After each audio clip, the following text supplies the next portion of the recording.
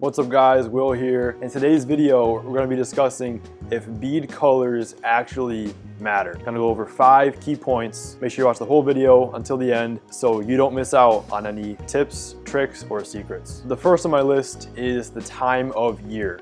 Now, this can correlate with what stage of the egg bite as well as what eggs are in the system. Picture late October. Late October, there are lots of fresh king salmon eggs in the system. This is because the salmon spawn, as you know, that mid to late October time frame. Some years it's a little later depending on temperature and water, but typically from mid-October to mid-November, there are tons of fresh salmon eggs in the system. This is when I'm running really natural egg colors. 8 mil size in oranges, transparent oranges, is what I'm typically running to replicate those super natural eggs. You know, fish are a really natural bead that looks like a salmon egg. They're eating real salmon eggs. Why wouldn't they eat your bead? And then in November, I catch a lot of fish on yellow beads. If they have a yellow, can be transparent, can be solid colored, but something about yellow in November always gets it done for me. It could be because the salmon eggs have been in the water a little bit. They are a little more white, kind of yellow looking. When they're fresh, you know, they're a light orange color and transparent. But after they've been in the water a few weeks, they can tend to get a little bit of texture to them. They can turn a little more white, a little more yellow, and that's why come later in the season, November timeframe, running yellow beads and always seem to have success on those. Also scrambled beads. Scrambled or mottled, other companies call it. That's just a texture on the egg and making it look like a weathered egg that a lot of the eggs are after they've been rolling around on the bottom for a few days or a few weeks. So time of year can have an effect on what bead colors excel versus others. Second point, time of day. Early morning when the sun's just coming up, still pretty dark in the water, I'm running pretty big, bright chartreuse beads. And this is because they can see that easier and sooner than they can a really natural small orange bead. If I'm able to catch a fish sooner than the guy next to me because the fish can see my bead easier, that would mean the bead color had an effect on my fish catching ability. So come midday, I typically go as natural as I can. 8mm trout beads have been my go-to. Tangerine and clear orange trout beads have been fantastic for me. 8 mil size, imitates a salmon egg exactly. You really can't get more natural than that. Those typically work most of the time, but if sometimes they don't, I go as exotic, as crazy as I can. Tossing a big bright chartreuse midday or tossing a bloop space cowboy. That is a fantastic choice when the fish have been seeing a lot of the same thing. They never see stuff like that. It is more inclined to bite it because it looks different. Number 3 is angling pressure. If these fish are seeing eggs and baits all day long, picture a lot of the major rivers that you guys fish. These fish are seeing baits all the time, especially in the fall. Bead color can have a huge impact on your fish catching, especially when fishing pressured water. When fishing pressured water, you know, similar to getting fish to bite midday in the previous point I talked about, you either want to go as different as you can or as natural as you can. Go as different as you can, they haven't seen it, it's new to them, they might try it. Or you go as natural as you can, and that imitates exactly what they're in the rivers to feed on. Those really nice, fresh king salmon and coho eggs. So with angling pressure, go super natural or super different, but bead color can have an effect with angling pressure.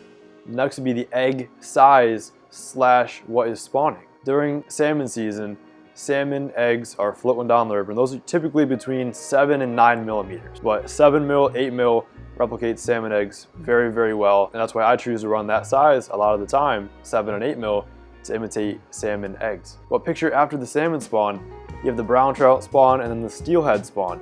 Their eggs are a lot smaller, typically 6 mil size. The bead color can have an effect. The bead size comes into play as well.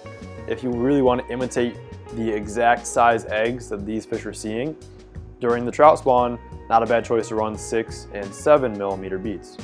But the color still has an effect on that as well. Same idea, be natural, be crazy. And last point on my list would be water clarity. Bead color has a huge impact on your fish catching when water clarity comes into the picture. If it is super, super clear water, you want to be as natural as you can. Trout beads, transparent beads, 6, 7, or 8 mil size, real natural, you know, light line, 6, 8 pound line. That's when you want to be really, really natural and the water is super clear. But picture the water is super, super dirty, you want to stand out in those conditions as well. Bright chartreuse, polka dot beads, those can be great because they have contrast against the water and against themselves for those soccer ball polka dot beads that can really make them stand out in that dirty water and help the fish find them. Also size. Dirty water, you want to go bigger in size because if the fish can only see 1 foot ahead of them, if it's 1 foot visibility in the water, it's going to be able to see a bigger bead sooner than it would a smaller bead. Like I would rarely ever, unless the fish won't touch anything else, I would rarely run a 6 mil in really dirty water. It's almost impossible for the fish to see. That being said, they really good eyesight and of course they can see it. Do enough casts with any bait, they'll bite eventually. But dirty water, I'm running big, bright beads that have contrast among themselves. If they have multiple colors on them, polka dots, if they glow really well, that can help too. But bead color definitely has an effect on your fish catching when the water is dirty. And I have a video on the explanation of different egg stages on my YouTube channel. I'll link it in the card above if you want to give that a watch to learn about what beads to run on what stages of the egg bites. So overall, my opinion on if bead color matters is yes, it does matter, but it's not the most important thing. The bead color matters to get their attention, to be as natural as you can, to get these fish to bite on what they're feeding on and looking for, but it's not the most important thing. It really comes down to the small details. Where you're casting, what your shot pattern looks like, what pound leader, what size hook you're running. And all that just comes from time on the water. As you guys know, the more you go, each time you learn one thing new and you can stack those bricks of your fishing expertise. Does bead color really matter? I don't think that's a yes or no answer.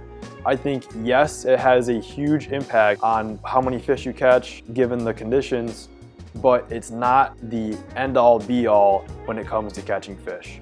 You could give the same bead color to a beginner fisherman and an experienced fisherman, and the experienced fisherman will always catch more fish. You could even give a more optimal bead color to a beginner fisherman and give kind of a okay bead color to the experienced guy, and he will still catch more fish. Time on the water and experience will outweigh any other variable when catching fish on the water. So the final answer, does bead color really matter? Kinda. Alright, thanks you guys so much for watching today's video. If you want to catch more fish this season, I have a website called firstlightfishingco.com. We have everything you need to be successful out in the water to catch these steelhead and salmon. Beads, hooks, floats, rods, float reels, everything you need with the fastest shipping times. I'll do a link down in the video description if you want to check that out for yourself. Make sure to like, subscribe, follow us on the other socials. I'm on TikTok, Facebook, Instagram, as well as YouTube, of course. Much more videos like this coming out in the future. But with that being said, I'll see you out in the water. Thanks for watching, guys.